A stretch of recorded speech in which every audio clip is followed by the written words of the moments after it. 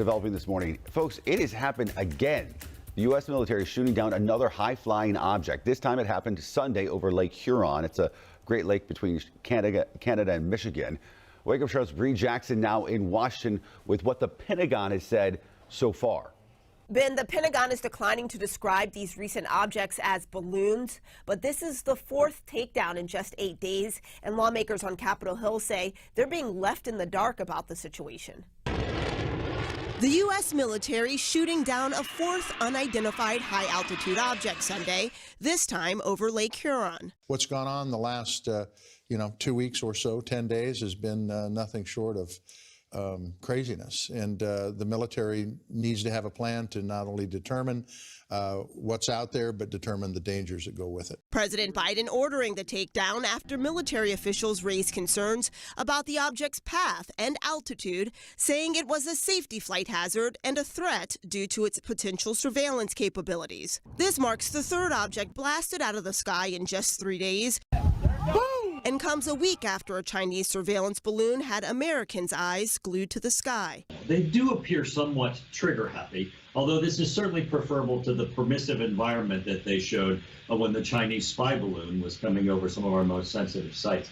Military leaders say the Pentagon has been more closely scrutinizing U.S. airspace. Officials are still collecting data to determine what the recent objects are as bipartisan calls for transparency grow. Why it's taking so long for number one, for me personally, to identify these objects, too. Why is it taking so long for them to be shot down? In the absence of information, people's anxiety leads them into potentially destructive areas. So I do hope that very soon the administration has a lot more information for all of us on what's going on.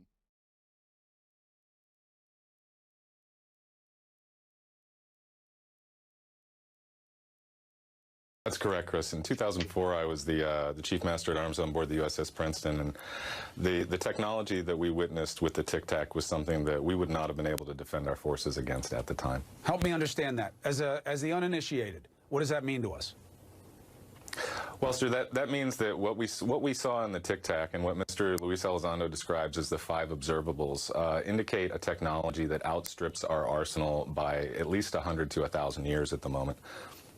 100 to 1,000. So, meaning, like, what kind of technology was at play that you were able to identify it but know that you can't match it? Well, first of all, the aircraft had 0 control surfaces. It had no means of propulsion that we could detect. It moved at hypersonic velocities, and it preceded the pilots to their cap point. So it seemed to have some knowledge of where the pilots were headed ahead of time. And we don't possess those abilities to do that in our arsenal at the moment. So I hesitate to speculate on the source, but I can tell you that I don't believe that this is within our arsenal of any human technology at the moment. So when you say that, it almost guarantees that not just your good looks, but that statement will get this picked up and sent all over the internet, because there'll be a legit military person saying that maybe this is from outer space.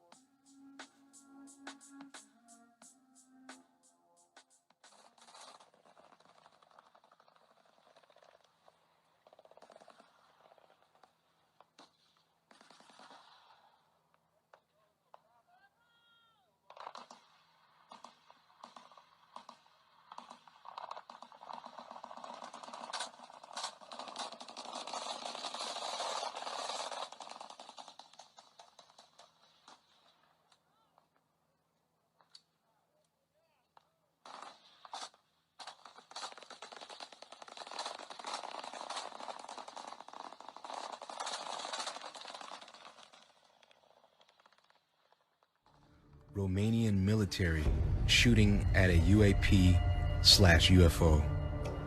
This video I found from Mavi 777. I can't verify that this is actually true, but this is what is labeled. A UFO hovering over a town in Romania all day, even into the night, as they continued to try to shoot this thing down. I'm not sure how successful they were. I don't think they affected it at all. Again, these are not my clips. I just share them with you. Hopefully you enjoy this one. Come again, Unanswered Universe. All right, so right now we're in Afghanistan, and this is a thermal imaging and thermal camera of some UFOs over Afghanistan. Right, check these guys out. So we got 4 objects up in the sky, and what's interesting is when they zoom in on it and you see what these UFOs are actually doing. This is what's really cool. They're actually dripping some kind of fluid, it looks like. Wait, what the fuck was that? Hang on, let's go back a second. Oh, what the? Pay attention. It seemed like something flew by there real quick. Let's see, maybe it's something that one of these things that came off of the UFO that's dripping shit. Watch this. Slow this down. Look at this. What? Boom! What the fuck was that? Son of a bitch. Well, that was fucking cool, whatever the hell that was. But let's get back into it. So this UFO is dripping something, or some kind of molten liquid metal or something like that. However, now the military is seeing these things floating in the sky, so they call in an A-10 Warthog, who comes in and fires a Sidewinder missile at it. Now watch what happens. This is absolutely amazing. Boom! Sidewinder hits him. Nothing. It doesn't even phase him. Doesn't even phase him. Can you? But what the fuck was that? Holy fucking shit! Did you guys fucking see that? What the fuck was that? The fucking missile hits him and doesn't even fucking phase him. Not the fucking blink. It didn't fucking stop a single fucking drip. Nothing. Oh, fuck, that was cool. They just continued just dripping like it wasn't shit. Like, oh, no, a missile just came and hit us, but you know, we got work to do. Just continue just dripping. It didn't even phase them. That's how advanced UFOs are. We shoot a missile at them, doesn't even make them blink. Nothing.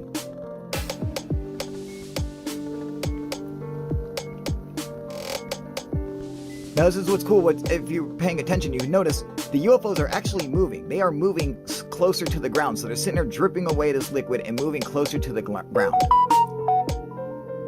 And if you remember from the Rendlesham Forest incident, where Colonel Holt is talking about how the UFO was dripping some molten liquid, and then it exploded into 5 lights.